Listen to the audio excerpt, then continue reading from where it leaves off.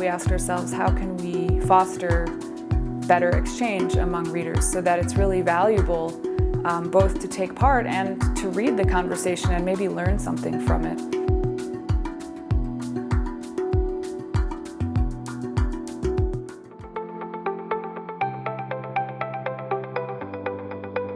Several years ago, we at SwissInfo were thinking about the comments that appear on our website underneath stories. At that time, readers could simply write a comment under any story, start a conversation.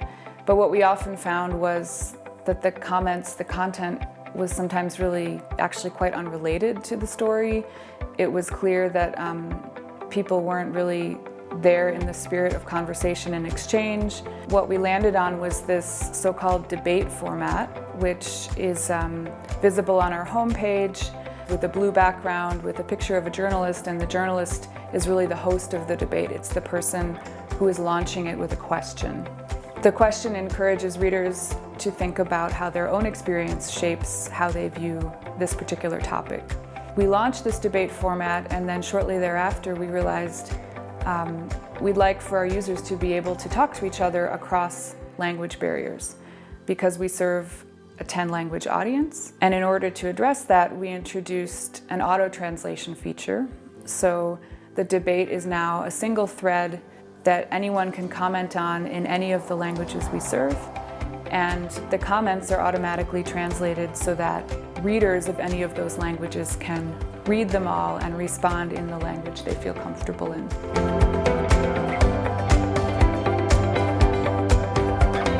Yeah, we have a variety of topics. Of course, some are meant to be a bit lighter. We've talked about, for example, etiquette on public transport in Switzerland, people who may have traveled to the country and seen how the trains function and wonder about some of the habits of commuters and passengers.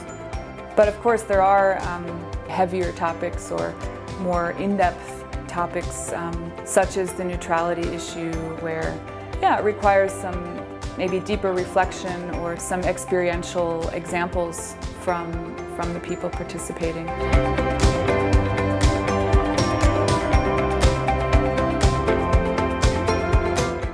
The debate topics really come out of the coverage that journalists are doing and the conversations that they're picking up on when they're doing their research.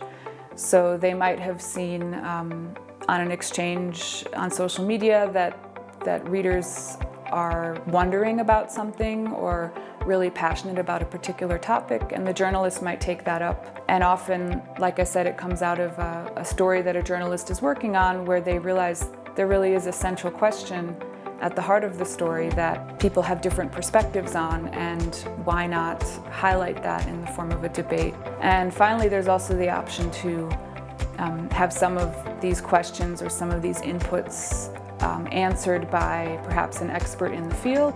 We can and do invite people who have researched the topic, who are dedicating their lives to the topic, to get involved and provide kind of a unique voice to the debate.